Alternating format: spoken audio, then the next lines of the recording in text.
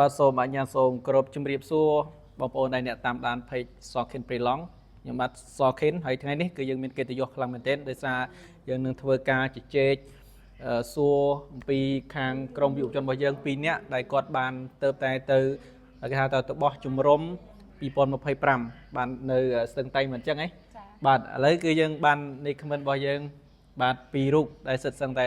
ជាយុវជនឆ្នាំនេះគាត់បានទៅចូលរួមនៅទឹកដីស្ទឹងត្រែងមិនអញ្ចឹងហ៎អូខេហើយយើងនឹងចាប់ផ្ដើមឲ្យមានការណែនាំខ្លួនពីខាងណាមុនខាងហ្នឹងហើយខាងហ្នឹងមុនមកពីខាងហ្នឹងមុនក៏បានដែរជួយណែនាំខ្លួនដែរបាទអូខេកាន់ក៏បានដែរអាចកាន់មិនគេកាន់និយាយធម្មតាមកចាជាដំបូងនេះខ្ញុំសូមគោរពជម្រាបសួរដល់ពុកម៉ែបងប្អូនដែលនិយមតាមដាននៅpage របស់បងសខិនព្រៃឡង់នេះខ្ញុំឈ្មោះផុនសាមែន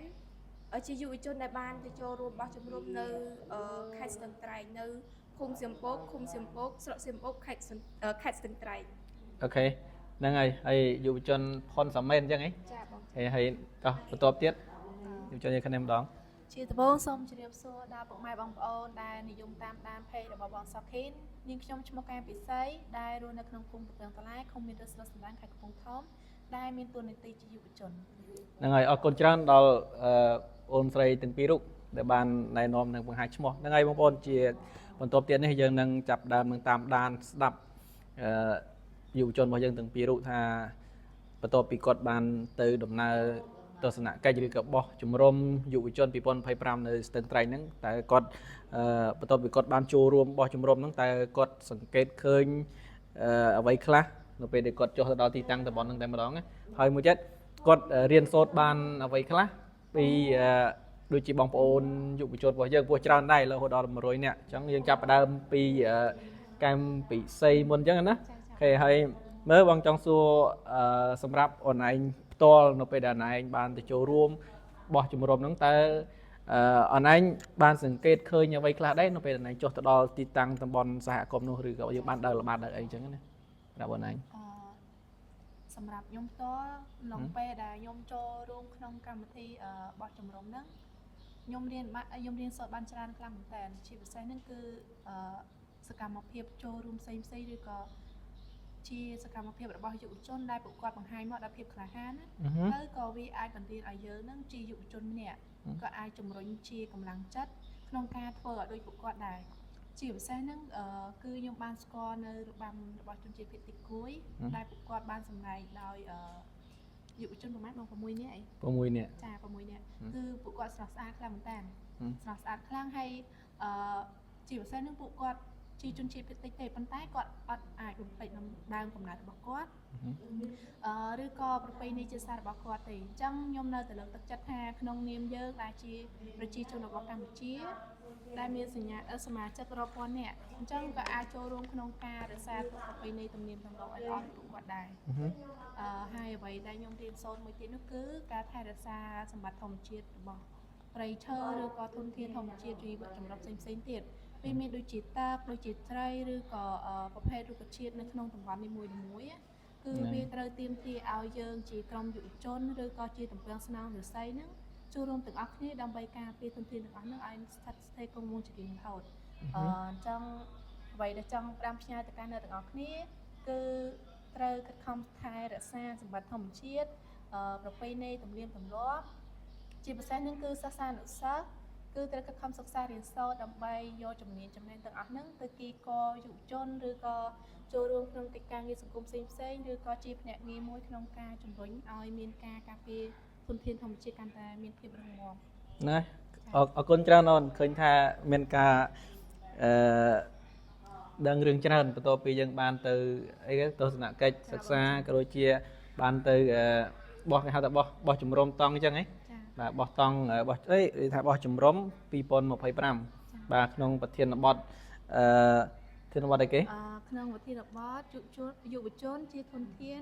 ការពារយុវជនជាអ្នកបន្តវេនការពារធនធានធម្មជាតិជីវៈចម្រុះដើម្បីភពផានដីហ្នឹងហើយឃើញថាយើងស្ដាប់មើលប្រធានបទគឺអស្ចារ្យមែនទែនហើយហ្នឹងហើយឃើញថាបាន ឃើញបានដឹងច្រើនឃើញថាទាំងការសង្កេតមើលក្នុងការចូលរួមរបស់យុវជនរបស់យើងផ្សេងៗទៀតគឺការគាត់សកម្មឬក៏មានការរាក់ទាក់បស្រ័យទំនាក់ទំនងគ្នាគឺល្អប្រសើរមែនទែនហើយយើងគ្មានការភាពរើសអើងគ្នាហើយឃើញថាមានការចែករំលែកបទពិសោធន៍គ្នាទៅវិញទៅមកឃើញថាបែងចែកជាក្រុមខ្លះមានការបង្ហាញទេពកោសល្យបង្ហាញគេហៅថាបែបសិល្បៈជនជាតិដើមភាគតិចរបស់យើងមកពីខាងប្រវិហារបាទខាងសឹងត្រែងអីចឹងណាបាទហើយពួកគាត់មកពីតំបន់ផ្សេងឥឡូវហ្នឹងហើយគឺថាច្រើនមែនទែនហើយឥឡូវយើងងាកទៅដល់ខាងមីក្មិនកិត្តិយសរបស់យើងក្នុងម្ដងបាទមើលអាចជួយបន្ថែមអាចថាមានអីបន្ថែមពី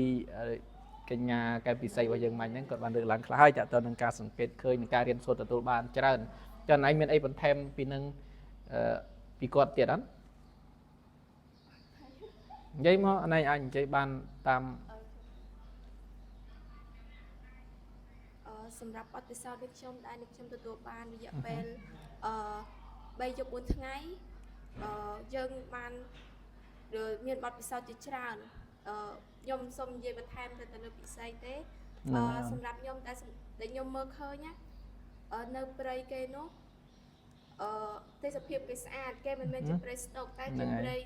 ស្រោងស្ដើងតែមានស្មៅនៅខាងក្រោមគេហៅព្រៃស្អាតចាគេហៅថាព្រៃរបស់ចាព្រៃវាជាព្រៃរបស់ហើយនៅកន្លែងដែលយើងចូលរួមនោះគេមានទម្លាប់ប្រជាជនគួយដែលគេអាចថាហាមឃាត់នៅការនិយាយស្ដីផ្សេងៗដែលយើងអាចនឹងប្រយ័ត្នប្រយែងក្នុងការនិយាយស្ដីដើម្បីកុំឲ្យមានការខុសឆ្គងនិងមានការប្រកាន់នៅកន្លែងនោះហើយកន្លែងហ្នឹងភាសាតិចតើទៅនឹងអបិយជំនឿចានៅព្រៃគឺដែលយើងចូលរួមគេមានកាន់ជាប់អបិយជំនឿពីបុរាណរបស់គេទីនាមទម្លាប់របស់គេមានម្ចាស់ទឹកម្ចាស់ដីលោកតាព្រៃផ្សៃអីចឹងណាហ្នឹងគេហៅថាព្រៃជំនឿរបស់គេអញ្ចឹងអាចបន្ថែមទៀតមួយទៀតយើងមើលឃើញថាប្រជាជនដែលរបស់យុវជនដែលទៅពីកន្លែងផ្សេងគ្នាមានកំពង់ធំព្រះវិហារហើយស្ទឹងត្រែងក៏ប៉ុន្តែពេលដែលទៅដល់ត្រឹមតែយើងទៅដល់ដំបងនោះមានការរាក់ទាក់គ្នាហើយគាត់នៅខេត្តផ្សេងតែគាត់ទៅជួយបោះតង់យើងហើយយើងទៅដល់ព្រះវិហារខាងកំពង់ធំយើងទៅដល់កន្លែងនោះយប់ដែរហើយម៉ោង 6:07 ដែរហើយអញ្ចឹងមានការហត់ដោយសារផ្លូវពិបាកផងហើយជាក់ស្ដែងផ្លូវដែលចូលព្រៃធម្មតាវាមិនស្រួលដូចផ្លូវយើងទៅផ្សារទេព្រោះថាក្នុងព្រៃវាមិនស្រួលដូចទៅផ្សារទេផ្សារមានផ្លូវក្រហមមានផ្លូវអីចឹងណាព្រៃអូខេហើយដល់ពេលដែលយើងទៅដល់ព្រាមមានការរាក់ទាក់ពីខេត្តផ្សេងទៀតគាត់ជួយយើងឲ្យរួចរាល់ហើយ